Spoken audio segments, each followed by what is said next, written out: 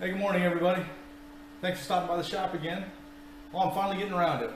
I'm going to shoot an overview video of the CNC machine that I've been building for about the last year. It's at a state now where it's up, it's running, I can run jobs, but I'm going to tell you right up front, I'm going to show you things that aren't done yet and things that I still want to do. So, enough of me talking, let's take a look. Okay, let's take a quick look at the control podium. Earlier you heard me talk about possibly making another plasma machine, and that's because I feel like the machine itself is the easier part. Especially plasma cutting can be a much lighter weight machine, doesn't need the rigidity, things of that nature, and I can reuse the control podium the way I built it. My control podium, as I call it, is just that. It's a podium on wheels. It's 2-inch square tubing, with the exception of the arms down there that are holding the computer, and the arms out back that are holding the very top piece. I've come to like the bare steel look along with wood. This happens to be hickory. I had some laying around from some cabinets I did. But anyways, the monitor is sitting there. I disassembled the base and it's screwed to the top so you can't knock it off. I've got an e-stop switch right here. This is my second one. Again, it isn't going anywhere, screwed right down. If I need to buzz out, I can do that real quick. Keyboard, mouse, got an extension here for USB. That's when I'm bringing my G-code out. And then the computer. So this is a 64-bit Windows NT machine, and I didn't, if I'd have been a little smarter, I'd have gone with a 32-bit machine so I could have run Mach 3 directly off the parallel ports. I didn't read enough of the instructions. I bought a 64-bit machine. I bought this used. It was, I don't know, 75 bucks or something like that, and I wound up putting into it a Ethernet smooth stepper, and I got a bunch of videos and pictures of how I did that if anybody wants to see it. So there's an Ethernet smooth stepper. That's what the that blue cable is. The stepper board's actually I mounted it inside the case, so that cable just loops back around to itself. And then the parallel port comes over here and goes in the side. Okay, this is the back side of the control podium. See, the caster is a little bit better here. There's the monitor. And this is the control box. And I'm just going to go through this real quick. On the outside, this is an old security system box that was in the building where my office is. It's about a 24-inch square box. It's a real nice box.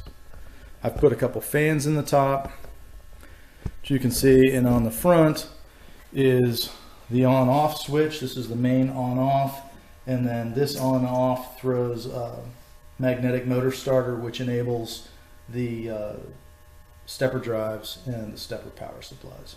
So turning this on enables the card, the C35 breakout board, but does not enable the motors.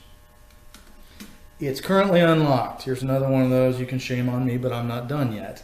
I just in the last couple of weeks finished figuring out how to control the spindle drive, and I have not put the bulkhead fitting in here, so I have this one cable and I've got a little tidying up left to do. So there's the back side of the starter switch and starter button and all the components.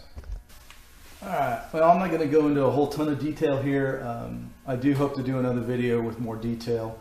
But bottom line is, got my power in, got my parallel port coming in. I do have capability to do 2 if I add another breakout board. This is a C10 breakout board.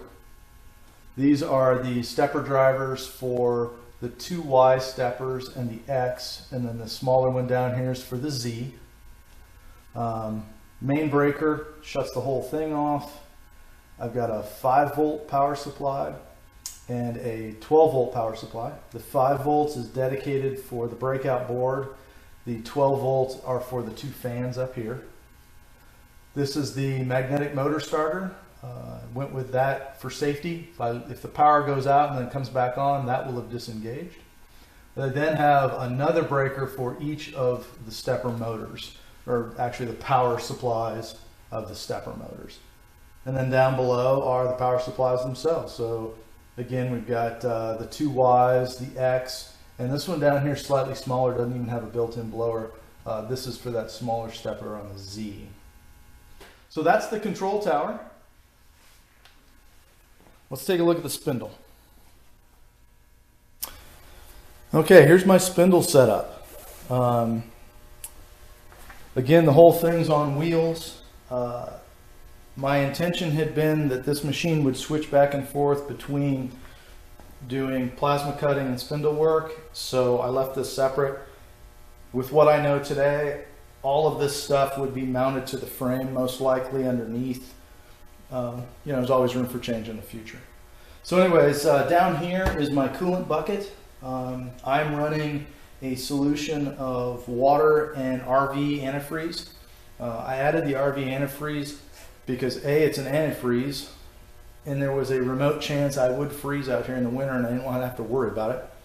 And the other thing is, it's got growth inhibitors. It won't allow algae and stuff like that to grow. It's been working real well. It's not a 50-50 mix. It's more like 25% coolant and 75% water. Okay, so inside the spindle control panel, here's my on-off switch. Main power comes in through a relay. I've got some screw terminals up here at the top, which allow me to split power off to this set of relays, which is what's turning on and off the coolant pump based on Mach 3 pins and G-code. Then I've got this right-hand relay is the only one actually running right now. It does the on and off of the spindle, start and stop of the spindle. And then this little board right here is a digital to analog converter. It's converting the pulse width modulation from Mach 3 to an analog value, which the spindle controller then reads to set speed.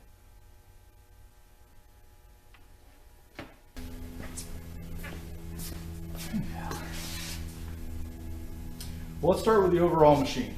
The overall machine is 4 foot by 4 foot, Gantry style, 3-axis CNC machine. The original design for this was that the bed and the spoil board here, this box, which is a torsion box, could be removed, and I could swap the spindle out for my plasma torch and put a water table in here. And although that was a good idea to start, one of the challenges that I recognize now wasn't such a was overlooked was the fact that this got big and heavy. And I did that on purpose, but I didn't realize to the detriment, which is I can't move it from where it sits now, my wood shop, into the shop behind the camera, which is where I do all my steelworking stuff. So the reality is I'll build another one, but that's for another day. Anyways, 4 foot by 4 foot inside. I get about 42 inches of usable space. You lose some room in here where the gantry can't come all the way over. But a 4 by 8 sheet of anything will slide in here, and I can index it down if I rearrange a little bit. Spoil board is on top, like I said. The framework for the base is 3 by 3 square tubing horizontally. We've got some, I think this is 2.5 by 4 for the legs. Yep, and this down here is 2 by 2. I wanted something very heavy, and that was mostly for vibration. For the spindle machine, I knew I would try cutting wood, and I knew I wanted to do plastics and other materials like that, but I also wanted the ability to do some aluminum if I wanted. So I knew rigidity was going to be an issue. So anyways, did it out of steel. It's all welded construction, but, well, no buts. It's all welded construction, and I knew when I did that there was going to be tolerance issues that I couldn't account for just strictly by placing a piece of steel and welding it. movement alone when you weld would be enough to screw things up. So like for instance, the parallel between the two y-axis rails was going to be something that had to be adjustable. At least one side had to be adjustable vertical if necessary. So as we look around a little closer, I'll show you all the places where I put slotting in and did bolting some of the stuff together so that it could be moved and fine-tuned when I set it up. Okay, here's the y-axis. Now the y-axis is 2x2 tubing, a pair of them. And again, adjustability was a concern. I had to be able to adjust them in and out to get a perfect parallel here. And that was accomplished by slotting of the holes underneath. One of the parts that was the absolute, it was the project really as far as I'm concerned, is that plate under here. This plate down here. And I got a bunch of video of me making it, but maybe that'll come out in the future. This plate's got about 24 different holes in it, between mounting for the bearings down here, the mounting plate for the X-axis motor, the bearing, the spacer block, all of this good stuff. There's a bazillion holes in there, different sizes, some metric, some tapped, some are, some aren't. And I did it originally with wood. I made a jig that I could put on the mill and index in, and then I could set, I made the aluminum blanks, which are here, and then I made a pair out of wood. And I started by doing the wood. And so this whole thing was mocked up with this piece of 1/2-inch aluminum done in wood. And once I was confident that I had all those holes in the right spot and I'd done it right, I have a 3D rendering in SketchUp that had all that in it. I kept adjusting it. Once it was good, then I went back and I dropped a piece of aluminum in that jig and just went through it real methodically and drilled all the holes. And lucky me, in what I call the XY adapter plates, I got all the holes right the first time. That can't be said for everywhere. All right, so NEMA 34s are all the way around. If you've seen my other video, you'll know these are 1200 ounce-inch motors, with the exception of the Z-axis, which we'll get to in a second. The X-axis I found was getting a little warm, and some of that was the way I had the stepper driver set up. I didn't quite have all the settings right, and between the time I got it all figured out, I discovered at a local surplus shop these great big heat sinks, and I had put them on there, and they actually work really good, and honestly no reason to take them off. So that's what those are there for. Are they necessary? No. Now that I have the settings right, they don't get warm hardly at all, even under a long job. All right, so let's look at the X-axis carriage. All right, this is the back side of the X-axis carriage. This one, it looks like it's got a lot of holes, and it does, but after doing the XY adapter plates, it was really pretty simple. I already knew all the dimensions and was able to knock this out pretty quickly. So when I first made this, I didn't have this gusset right here, and that's a piece of 1/2-inch nominal, it's metric something, Baltic birch plywood, and that was, oh, I won't say the first, but the first real part I cut on this machine. Because all of these parts are modeled in SketchUp, I had all the dimensions for all the screws. This horizontal piece is actually mortised, there's my woodworking half of me, mortised into the vertical and then screwed in from this end with counterboard socket head cap screws.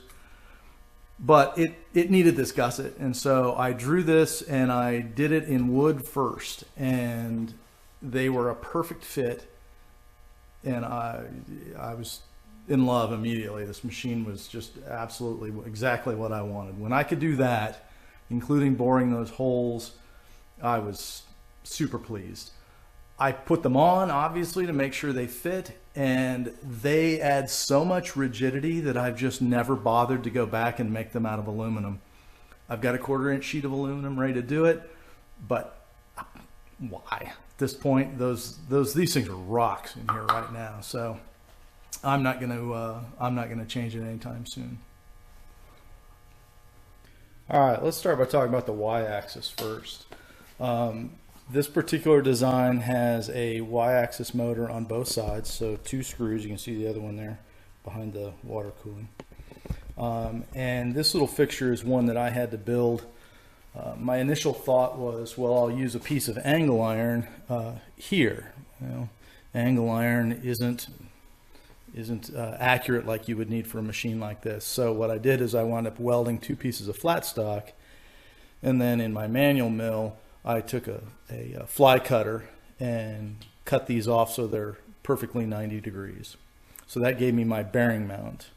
I also then made the motor mounts here out of steel, and this was all set up and lined up just fine. I have some adjustability up and down here if I needed on the bearing, but it wasn't necessary. Where there is adjustability is underneath here. Let's see if we can get down here a little lower. Okay, so here's a better shot of underneath the y-axis, and you can see that where it bolts into this tubing, there's a slot up above this screw. If I get my hand out of there and remove the shadow, you're better off. You can see that can then be adjusted up or down. There are nuts on the inside of the tubing. I didn't feel like the tubing had enough wall thickness to just thread it directly, so there are nylon insert locking nuts. The mount on the other end is exactly the same as far as adjustability up and down. For lengthwise adjustability, I did it on the bearing. Let's take a look at that. The bolts that are held in up underneath here have a slot in them for back and forth. And again, I did the slotting on the mill. All right, so here's a little tidbit that's going to be kind of important. These bearings and materials in general all came off of eBay, and they're all the same from different guys over there. And you'll notice that mine are threaded, and I did that. That was something I did. I did not have to drill the hole out. It's a little bit of an undersized 5/16, I believe is what I threaded it as. I measured the existing hole and then tapped using that hole. So that's how come these are actually bolted up from underneath. I thought that was going to work out the best for me. So the Z-axis here, again, was pretty straightforward to do. By this time, I had figured out all the hole spacing for the bearings and went together real quick. The thing I did change immediately was I didn't put the big stepper motor on. I went to a smaller one. That big giant motor up here just seemed overkill. And I was correct. It would have been way overkill. With the gear down provided from the ball screw and just the sheer power of the stepper I'd never played with, didn't know, this one is working great. I'm not even running it at full amperage. I think I've got it down at about half its amperage.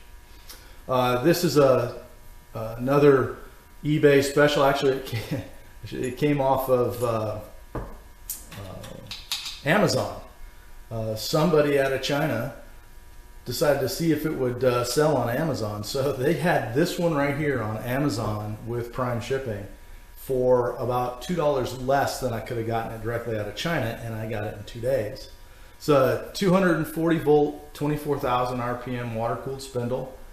So far, I'm pretty pleased with it.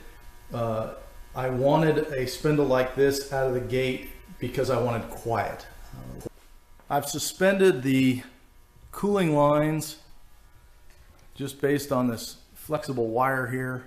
I had plans for something more complicated, but this is actually working out really well. It's not as neat and tidy as I like things, but working out. So backing up here, I've got cable tracks both on the X and the Y. I've got an E-stop on the control tower, which we'll get to here in a second. And then I've got another e-stop right there on the machine itself. Down below it is a manual pulse generator, a wireless Bluetooth version. So here's the first thing I ran, and no, the camera's not backwards. Turns out about halfway through this, my wife was looking at it, and I looked over her shoulder and recognized, oh my God, it's backwards. I had the y-axis inverted. So a quick setting switch in Mach 3, and I was then able to get it right. This one was cut with a ball nose radiused end mill, so that's the funny pattern on the back. I was just kind of curious as to what that was going to look like. So since then, I found a guy selling some scrap corian. I really wanted to try an acrylic. I like working with plastics. I expect to do some more. Here's one that I did. A little too close. This is for our drive, actually. The Z-axis left some funny marks which I hadn't seen in the past. I'm not sure why that was, other than I know the tool path for this was terrible. This was actually done in easel, which if you aren't familiar with, great way to just throw together a quick something simple and try out G-code on a machine. Easel, it's part of Inventables. So then I did some smaller stuff. This is one of the test pieces. My wife is into woodworking more and more, and she wanted to know, well, roughly what should the air pressure be for the different nailers. So I thought, there's an excuse. So I made a little plaque. There's another one behind the camera right now that was a much finer text. I was experimenting with using the chamfer mill settings. This was done in Fusion 360. Then one more I did. This one here was done again using easel. Kind of a fun little program. Obviously not as powerful as, well, probably about anything else. It's kind of the paint version of CAD and CAM, but you know, honestly, if you give it a chance, it can do some entertaining stuff. It's not for doing mechanical drawing by any means. And now I'm experimenting with aluminum. So I'm doing a touch-off plate for setting my tool 0, and this is the bottom piece of it. I flattened the top. I had terrible, my G-code was wrong, my step over was too big, and the cutter I was using was not the sharpest cutter. I should have been using a different cutter, and so my surface finish up here is pretty bad, but I was able to bore the hole in the center and then center drill the marks around the edge, which that I'll drill and tap in a manual machine. So I'm going to do some brass and do the cap for this, and I will have done my first aluminum project, which hopefully will be a video all its own. Well, anyways, that was it. Hopefully through the magic of editing, I can get this down to something more reasonable in length. If you're trolling and looking to give me a hard time, well, knock yourself out. I'm not going to waste any time responding. But for the rest of you who are genuinely interested, my thanks to the community who provided enough information for me to actually build something like this and design it. That's why I'm doing this video, is to give back to those who put enough out there for me. Maybe I can add a little bit to that corpus of information, and somebody else will try building their own. Anyways, hey, thanks for stopping by the shop. This is Preston, and I'll see you guys next time.